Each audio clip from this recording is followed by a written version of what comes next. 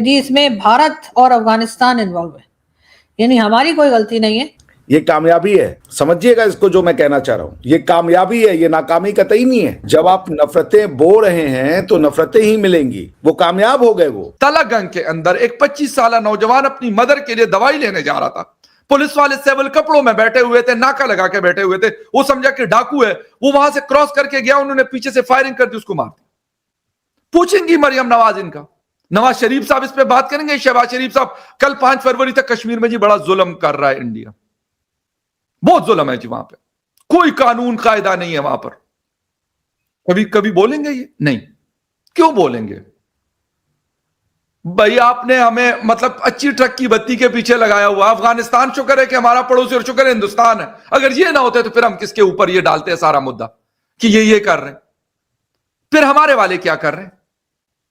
उनके पास भी हमारी तरह की फौज, पुलिस और ये सारे इदारे हमारे पास भी है। तो हमारे वाले क्या मतलब किस कामों में लगाए हुए हैं? पूरा दिन इस काम में कि यार प्रोटोकॉल दो गाड़ियां आगे, 2 पीछे, और 25-25 गाड़ियों का काफिला लेके मरियम नवाज को इधर लेके जा रहे हैं तो फला मिनिस्टर को उधर लेके जा रहे हैं। इस काम पे लगाया हुआ, या इस काम पे लगाया हुआ कि पाकिस्तान तहरीक इंसाफ का 8 तारीख को उन्होंने कॉल दिया कि उनको पूरे पाकिस्तान में उनके खिलाफ क्रैकडाउन करो। इस काम में तो एक एक बंदे का घर इनको पता है, लेकिन इस खुदकश बम्बार को पहुंचने का इनको कोई पता नहीं चला। इससे पहले जो नवंबर में किया जुडिशियल कॉम्प्लेक्स के सामने, उसका क्या? वो रोड आज तक बंद है, वहां 1 वे ट्रैफिक चलती है। क्या उसके ऊपर इन्होंने इकदाम किए? इसके अलावा कि जी गाड़ियों पे एम टैग लगवा दो, जिस गाड़ी पे एम टैग नहीं होगा उसकी एंट्री इस्लामाबाद में नहीं होगी, उसको हम ताने में बंद कर देंगे। इसके अलावा कौन से इकदाम किए इन्होंने?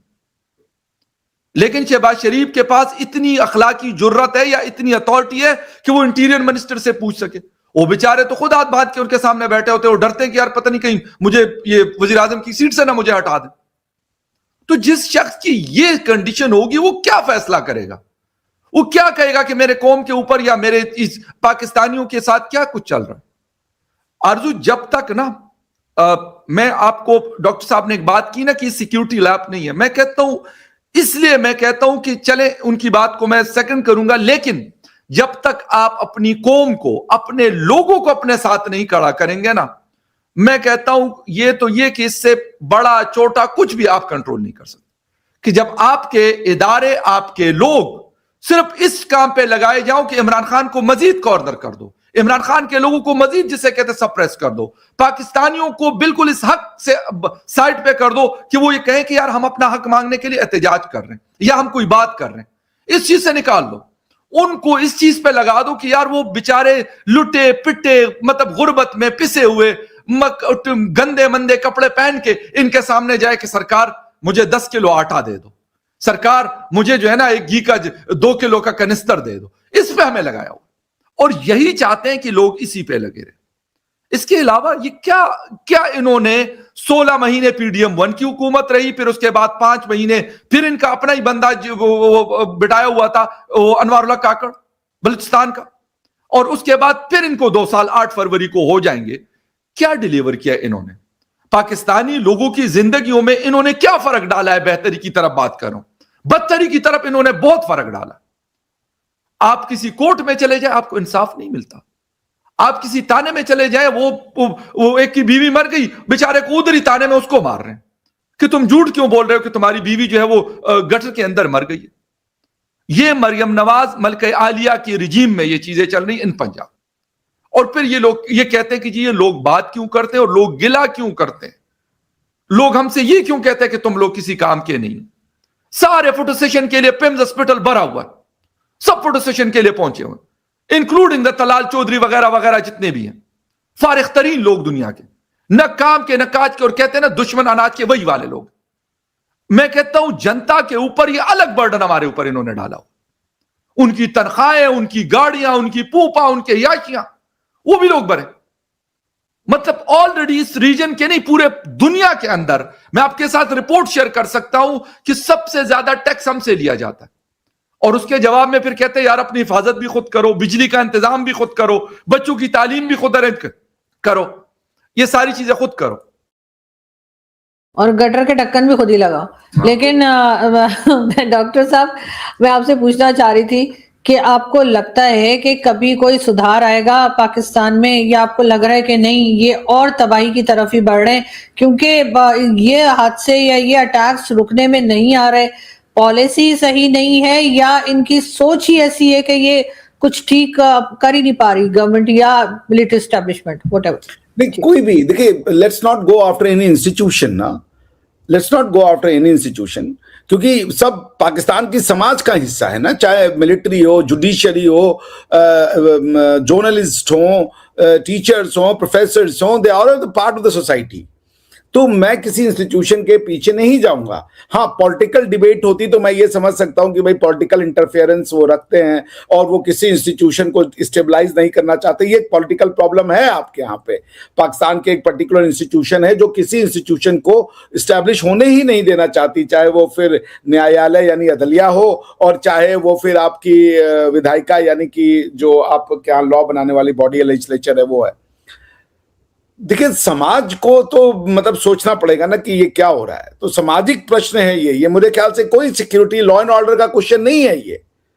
अगर आप प्रॉब्लम को ही नहीं आइडेंटिफाई करेंगे, जैसे लॉ एंड ऑर्डर का क्वेश्चन होता है, किसी कोई चोर है, चोरी क्यों हो रही है, तो वही आदमी पा जाए कि हाँ भाई सोशियोलॉजिकल रीजन है, इस इलाके में गरीबी ज्यादा है, खाना नहीं है, इनइक्वालिटी है समाज में, ऐसे लोगों को जो है वो नौकरियां नहीं मिल रही है तो ये मजबूर है चोरी करने में, तो आदमी आइडेंटिफाई करता है कि हाँ भाई चोरी इसलिए हो रही है, लॉ एंड ऑर्डर का प्रॉब्लम है, आपने फिर उस हिसाब से लॉ बना देना है। फिर जैसे मैं देख रहा था कुछ लोग मक्का में जा रहे हैं पाकिस्तान से, वो भीख मांग रहे हैं, तो वहां पे मक्का में लॉ आ गया कि भाई इनको निकालो यहां से।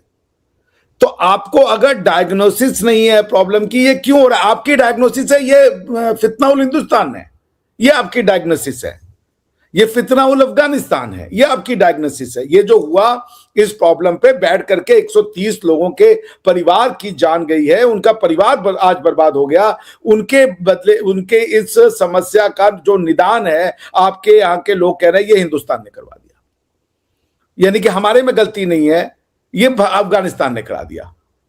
तो फिर अब इसका सोल्यूशन तो हिंदुस्तान से लड़ना है आपको।